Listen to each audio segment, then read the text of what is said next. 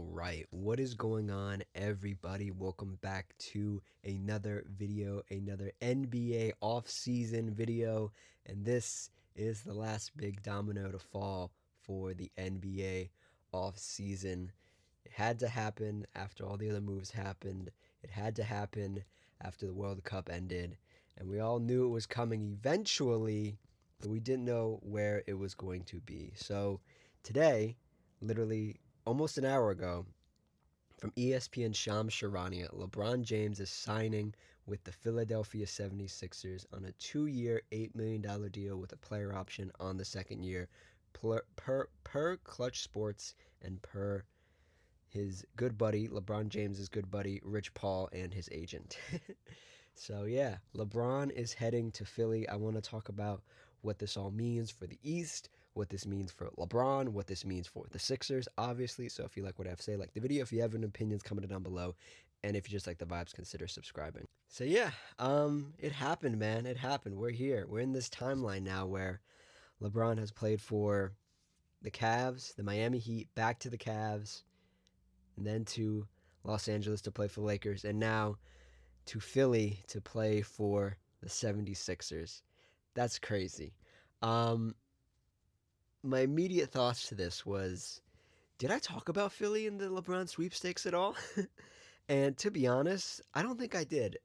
Everything that I was hearing and I was seeing was LeBron was probably closer to signing with the, the Warriors at like the first half of the off season, and then it got more towards maybe going back home potentially. Home is always where you want to end up, going to Cleveland. But then, like, the worry of going to Cleveland was trying to patch this roster together in what we thought would be a final year this year. But obviously, there's the potential of him playing another year after this one. So we'll see. There were so many hoops to jump through at the end of the day to get to Cleveland and make it a real competitive roster. Apparently, LeBron didn't want to play with James Harden. Um, LeBron would have rather have played with Anthony Davis again, maybe a trade from Washington to Cleveland for Anthony Davis, and then Evan Mobley going to Washington. Whatever the case may be, there were too many hoops to jump through for that. And then Miami was always on the table simply because they got Giannis, and then it felt the easiest road almost for LeBron to be like, well, it's a big three. I've done it before in Miami, and it just didn't materialize. I never felt like Miami was real. It felt like it was on the table, obviously, but I never felt like it was real. And then as you go down the road, the rabbit hole of other teams, Minnesota was floated out there. Maybe San Antonio a little bit, just like a tiny bit. Um, and then there was the outside chance that maybe, similar to the Timberwolves, where LeBron is going to slide right into a starting spot, be surrounded by a bunch of other All Stars. He ends up in Philly, and the starting lineup will be. Let's see. I mean, we're going to look at the names here. Obviously, what it's going to be: Maxey, Edgecombe, Jaylen Brown, LeBron, Joel Embiid on any given night, any combination of those guys. That's pretty fantastic. That's a pretty fantastic starting lineup right there. And obviously LeBron isn't going to play heavy minutes or play a lot of games. They're probably going to like move him around a little bit, be like, okay, do you want to play this game? Do you want to play that game? This, that, and the third. Same with Joel Embiid that they've been doing for years now. Joel Embiid has finally had a full healthy offseason, which is great. And there are also a lot of interesting, there are a lot of interesting ties here in Philly now, where I believe Tyrese Maxey is also on Clutch Sports. I could be mistaken about that, but I believe he is. I don't believe VJ has any affiliation with LeBron or any background with LeBron. Jaylen Brown obviously faced LeBron in that very, very entertaining. Um, what he was a yeah. Jaylen Brown was a second year player. It was Boston versus Cleveland, and Cleveland with that was the prime version of LeBron just went off. So they have a little bit of history together. Joel and LeBron have history together playing on the Olympic team this past Olympics. There's a lot of interesting ties that knot this team together, and just to think about The other places, real quick, before we keep diving into the Sixers. Before we keep diving into the Sixers, yeah.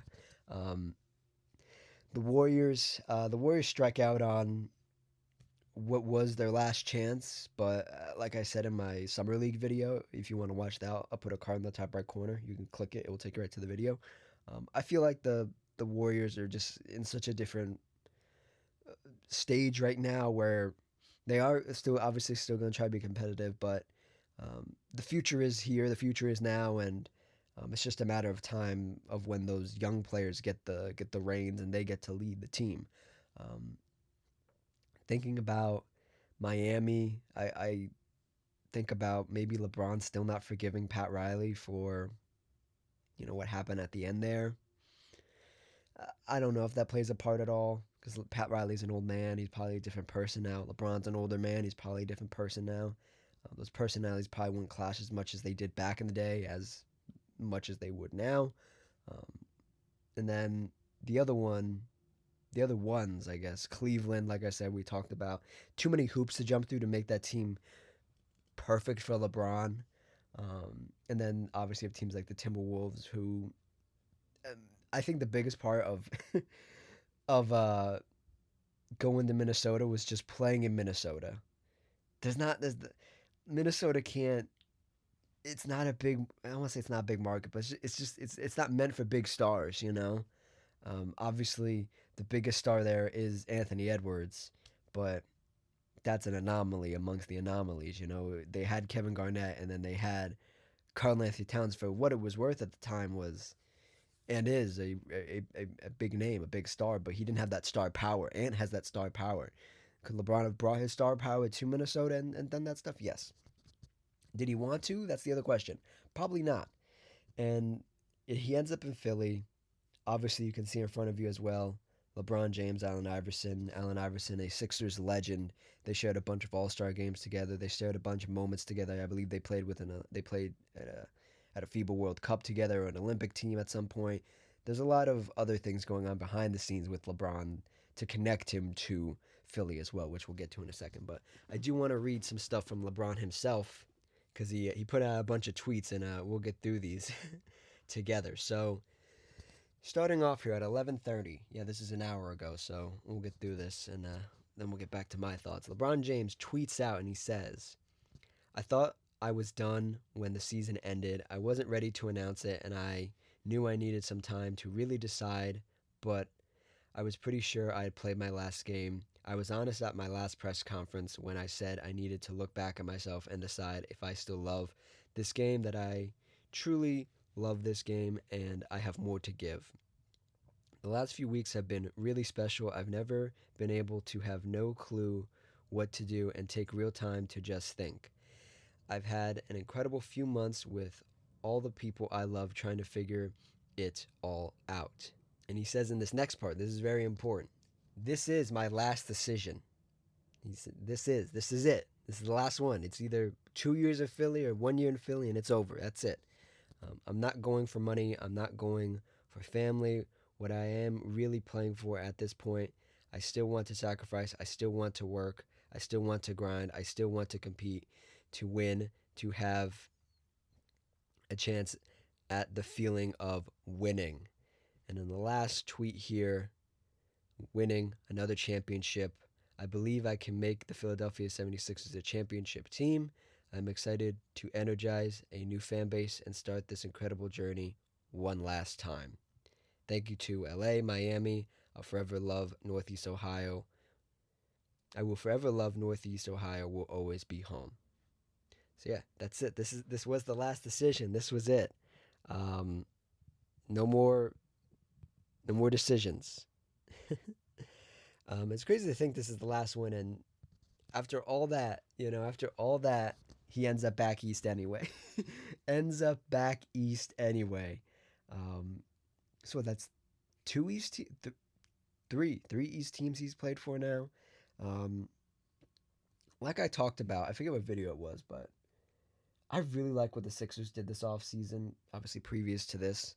Um, I thought their new GM, I think it's GM Gainsley, did an amazing job getting off the Paul George deal, getting Jalen Brown in some sort of coup of a trade, um, making sure you retain some of the other pieces you have on this team, which are few and far between, but the pieces outside the big names that you were able to get and able to keep. Dean Wade, Anthony Simons, LeBaron Philon in the draft, Eric Huck Porter in free agency. You kept Adem Bona. Um, you kept Justin Edwards, and you keep some of your depth without giving up too much. And I think about this team in the pecking order of the East, right? And I've said this every video I've done in this offseason, since the Jalen Brown trade essentially for the NBA was where do I put the Sixers in the pecking order of the East? Where are they gonna end up? Obviously you have to give all respect to the New York Knicks. They'll probably attempt to be the number one seed since they weren't even the number one seed this past year, but I think they want to play some really good basketball. They want to come out there next season, show everybody it wasn't a fluke. I'll give them all respect that they're going to be in contention for the number one seed. After that, Philly, with obviously LeBron now, um, Miami, Orlando, question mark, Atlanta.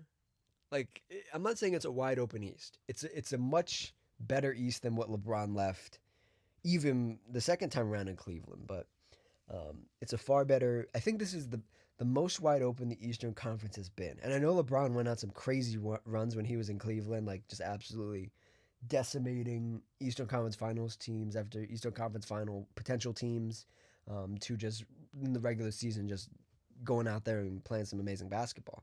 But at his age, with what he's surrounded with, and the hope is that you have this really young athletic backcourt that takes a lot of the load off guys like Joel, guys like LeBron.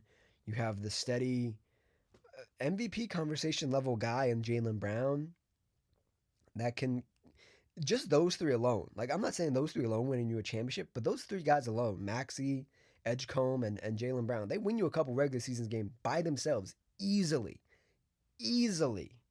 And then you fluctuate in LeBron, Joel Embiid every game together, and you start building out throughout the season. And I said this as well when I talked about. I had a coaching video the other day, and I said, we talked about Coach Nick Nurse, and I was like, I don't even think Nick Nurse is a bad coach. I just think he's been put in such a tough situation to deal with the amount of talent that's been in, that's been out, that don't fit together. It's a young team, but it's also an older team, and now it's still an old team but a younger team. But now it's a team with a clear cut direction of not just like, oh, we hope to make the playoffs if Joel Embiid's healthy. Oh, we hope to make the Eastern Conference Finals if Joel and Paul George are both healthy. We hope that everything goes right and we can make the finals. This team, the Sixers team with LeBron, with Joel, with all these other guys, with Jalen Brown, are going to make at least an Eastern Conference Finals run at the bare minimum. And if they don't make an Eastern Conference Finals run, then we're going to have some other conversations. But this is a positive video I'm trying to have here where I think Nick Nurse has always been at his best when obviously he's under pressure. The Kawhi stuff when he won his only championship, when Nick Nurse was the coach of Toronto, he knew this was the only season. We had one season to do it. We got everybody together and they worked towards a goal and they did it. And I think I think there's a world in which Nick Nurse dusts off some of his old Kawhi Leonard plays from his Toronto days, give them to LeBron a little bit. Let's LeBron post up a bit more. Let's LeBron operate in the mid range. Obviously, do some 3-point shooting, and this also provides a guy in LeBron who is going to take the ball and take the decision making away from guys like Jalen Brown who get ahead of themselves, get tunnel vision, take the ball away from Tyrese Maxey who also gets tunnel vision, and simplifies their role. I think that's what LeBron can do at this age the best is simplify people's roles. In Los Angeles, it didn't really he couldn't really do it because Luka's such an entity unto himself, and Austin Reeves. LeBron was very fond of Austin Reeves, and he didn't want to take anything away from Austin, so he let Austin do his thing all the time. But in this situation where if LeBron is running down the floor with the ball and he's scanning the floor, and you have Maxi sprinting for the 3 point line, VJ cutting down to the basket, Jalen Brown also cutting down to the basket, Joel Embiid, hobbling down, doing his little run to get to the 3 point line to be the trailer. Um, it's going to be beautiful. It's going to be a beautiful thing for LeBron. Now, the big question is when you make teams like this, right? When you make big all star level teams like this, somebody's going to have to sacrifice and somebody's going to have to take a back seat to all this, right? Because it happens at every LeBron stop, right? It happened in, not the first time in Cleveland, but the Miami run where Chris Bosh had to be relegated to sort of a different role. You had in his second Cleveland stint, Kevin Love sort of had to take a back role to Kyrie and LeBron. Now there's a this I think this is the most accumulative amount of talent that LeBron has played with in a starting lineup in a very long time. Maybe since like the 2020 bubble, and that 2020 bubble team wasn't even that spectacular. Um, but you look at guys like obviously Jalen Brown's established, so they're not going to ask him to take a diminished role, and they just got him, so they want him to play very well. Tyrese Maxey is sort of the heir apparent to the throne, obviously now post Joel Embiid, post LeBron. There's some interesting things there. I don't think he takes a backseat. Maybe he changes his game a little bit, but I don't think he takes a backseat. And that leaves Joel and VJ. And I think on any given night, Joel and VJ could alternate shots, the amount of shots, because I'm going to be honest, I don't think Joel Embiid needs to do anything outside of what he's been doing for the past couple years. And if you watch Joel Embiid for any length last year, he didn't look like he was had much time left playing basketball. He every time he fell on the ground, I was like, oh my god, is he gonna get up? Every time he would block a shot, and it was a great block, you'd be like, oh, don't land weird. It was very awkward to watch him, and I think he's going to play a very minimal amount of games in the regular season. He's going to play enough to get familiar with LeBron, but he doesn't have to play too much. Um, he might just start. I'm not saying he needs to do it, but he might just start just selling for some threes, selling from spot up mid range shots, not having to post up as much, not having to work for his shots as much. And the reverse for VJ, where VJ is the youngest guy in the starting lineup. If he does start, I think he will start. He might be asked to be like, hey, it's not your time yet. Just play a role for the next 2 years, and then after this is all over, you'll be thankful for the experience that you've had with this team, and with these guys, and with LeBron.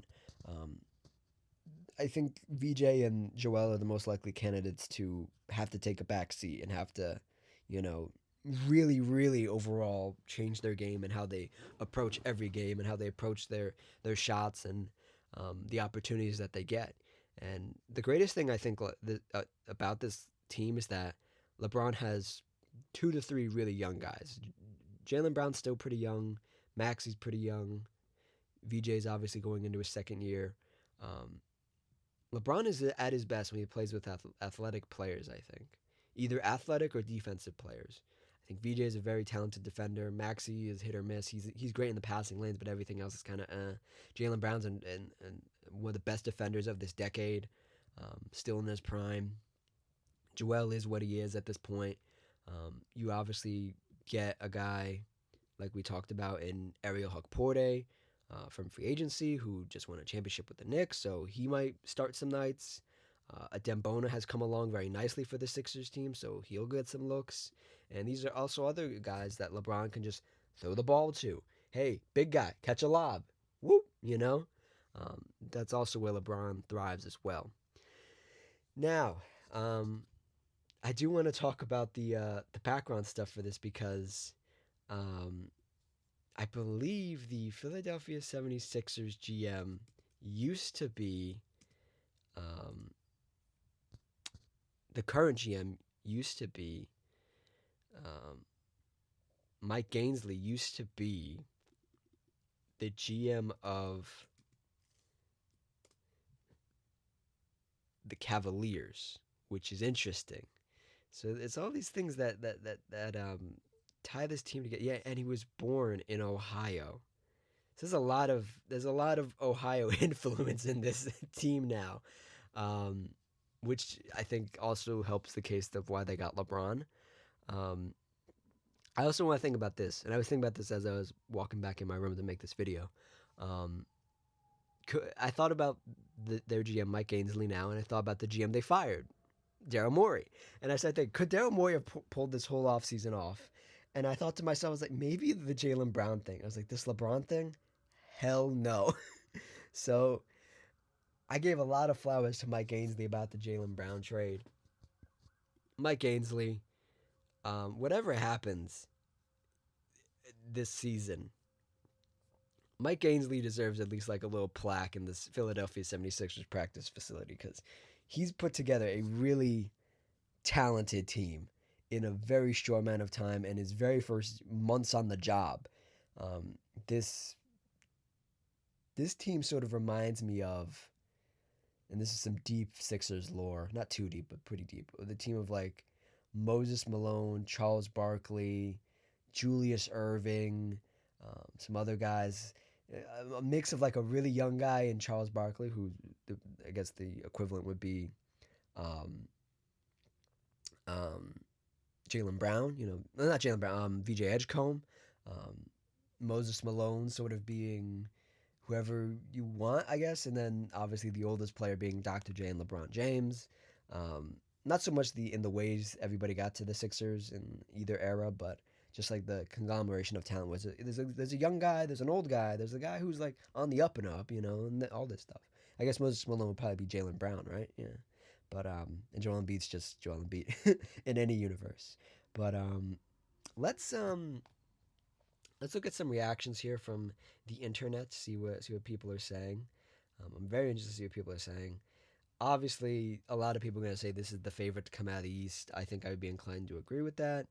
Um, the governor of Philly is giving him a proclamation.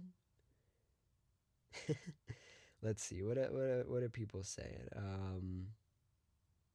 Kalen Clark reacts to LeBron going to Philly. Very good. Um, those Philly LeBron jerseys. Ooh, I'm looking at it. One just popped up. Is he gonna wear 23? Is that confirmed? Is LeBron gonna wear 23? Okay. I thought he might wear 6, but okay. 23. 23 it is, I guess, unless he changes it. Um, any other reactions from the internet? Oh, interesting. There's a picture of LeBron James and Mike Ainsley standing next to each other in high school. Mike Ainsley, basketball player as well. Um, here's a fun one. Contavious Caldwell Pope is expected to soon reach a buyout with the Grizzlies, and he could follow LeBron James to the Sixers. Philadelphia plans to add one or two more bench piece veteran minimum players to solidify their title aspirations. KCP was very good with the Lakers, and when LeBron was with the Lakers, he's very good. Um, anything else? I already did my whole spiel about LeBron leaving the Lakers. Um, about LeBron leaving the Lakers. Um, I will say this in closing, because we can dissect this move a bit further in another video next week, right? Because we have nothing to talk about for the rest of the off season, really, unless the schedule comes out. Um, man, thoughts and things about this being LeBron's last stop.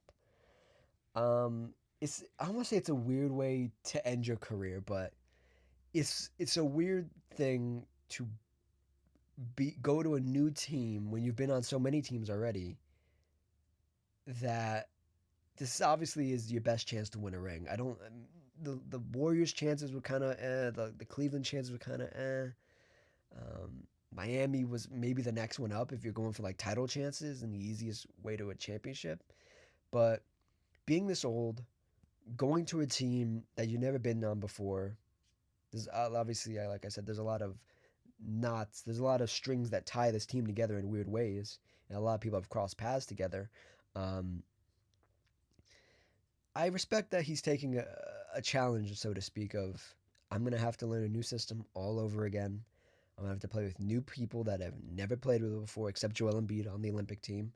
Um, it's going to be a new experience. And I don't know if I said this here, but in my mind, when I think about LeBron, I think LeBron's greatest gift is his brain, is his mind for basketball.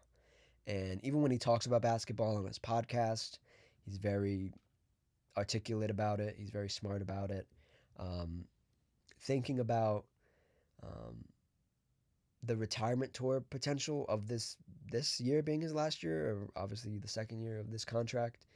Um, expect the Sixers on on Christmas Day, on MLK Day, on Opening Day, on Valentine's Day, on St. Patrick's Day, on Labor Day. You know, expect it on expect them on every nationally televised special holiday that there could possibly be. Um, and in closing for this, if this is it for LeBron, I think there's no better way to go out than in a place where you're in close proximity to New York, to Boston, to these franchises that this team, the Sixers, have a lot of history with. Um, to be very, to be in the same conference as the Miami Heat, LeBron versus Giannis is going to be primetime TV. Um, to be in closer proximity to Cleveland. Obviously, I don't think he has anything in Cleveland right now. I think his wife is going to stay in LA with his youngest daughter. Bronny, LeBron James Jr. is obviously still with the Lakers. He's employed. He has a job. No reason for LeBron to stay. His second youngest son, Bryce, is in college at Arizona. So LeBron is going to be a man on a mission. This is so fun. I'm going to bring this up. You're going to think I'm crazy, right? This is like the Odyssey for LeBron. You know, the movie just came out. LeBron's going to be away from home, and eventually he's going to find his way back home to LA, where he's going to spend his retirement. But this is going to be a journey for him, and we're going to see what he can do in a Philly jersey. And I've never been the biggest LeBron fan. I have my favorite versions of LeBron, obviously. My favorite version being the Heat version. My second favorite being the second time in Cleveland version. Then my third version being 2020 bubble version of LeBron. Um, but we'll see what this LeBron can do. 40 something years old, not getting, he's going to be 42, 43 by not even halfway through the season next season. So he's going to be one of the older, he's going to be the oldest player in the league, but he's going to be one of the oldest players in NBA history to play a game, period. So there's a lot of stuff going on. I can't wait for Media Day to see him in that jersey. It's going to be crazy. And I think Philly has the opportunity to have like a moment that the Knicks just had where the city feels revitalized. It feels new. Even though there's going to be some struggles, there's going to be some weird games, there's going to be some weird weeks. It's going to feel reinvigorated. Um, that arena is going to be amazing. Philly has a lot of things going on. Just a couple of years ago, they won the Super Bowl. See if they can win a championship. So yeah, that's it. That's the video. Just when I was thinking this morning, what video am I going to make today? LeBron comes in and saves me. So thank you, LeBron. And that's it. That's the video. The end screen should be playing right now. Um, and the off season is basically over. This is the last big domino to fall. So if you want to check out my recap for free agency up until a certain point, you can click the video on the left. If you want to check out my men's hoop playlist, get through some other stuff, get my opinions on some other stuff, you can check out the playlist on the right. And if you click my little icon right on top of my little mascot right here, the guy in the tux, a little subscribe will pop up, and you can subscribe with ease. Like and comment as well, and I will see you guys next time. Cheers.